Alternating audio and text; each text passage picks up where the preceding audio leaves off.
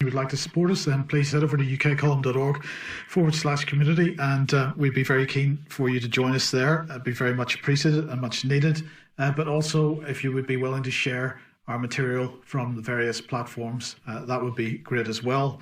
Let's quickly move on to this. The Daily Mail is finally caught up because we've been talking about this for several weeks.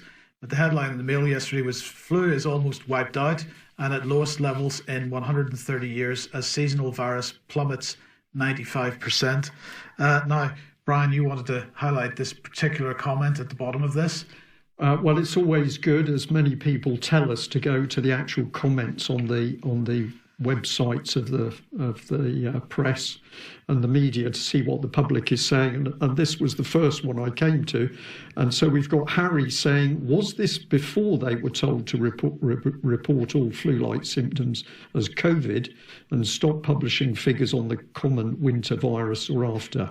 Just because you stop reporting figures doesn't make it go away.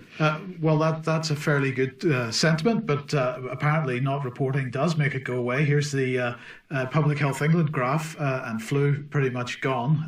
If we compare that to, this is a 2020-2021 graph, if we compare that to the year before, we see quite a different picture. And the year before that, that's 2017-2018, a very much different picture. But let's just remind ourselves and bring everybody up to date with the latest graph from the World Health Organization, because of course, if it was really about the way things were being reported, then we might say in the UK, everything's being reported as COVID and therefore flu is not being reported properly. But let's look at the global picture. Not everybody's in the same type of lockdown as the UK. Here's the latest graph from the World Health Organization, and we can see quite clearly that no flu anywhere on this planet has been reported since week 16 of 2020. Now, another coincidence. It's amazing how many coincidences we have here, but here's another coincidence, because lockdown in the UK began in week 13. Lockdown in other countries began around that time, week 13 of 2020. And that's when we started seeing the spike in claimed cases of COVID-19.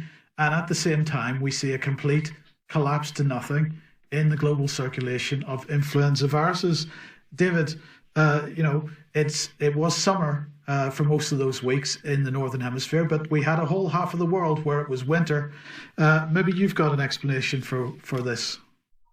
Oh, yes. The explanation is, right, because we're all wearing masks, right, we're not transmitting the flu virus.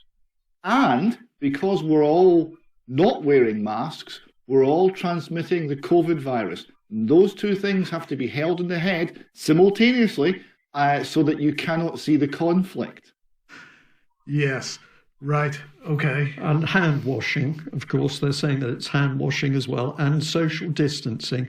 In fact, all the things that psychologists in the SPI B unit of the government SAGE, their scientific team for COVID measures, all of the psychology has completely got rid of flu. This is just amazing, Mike. Totally amazing. Just totally amazing.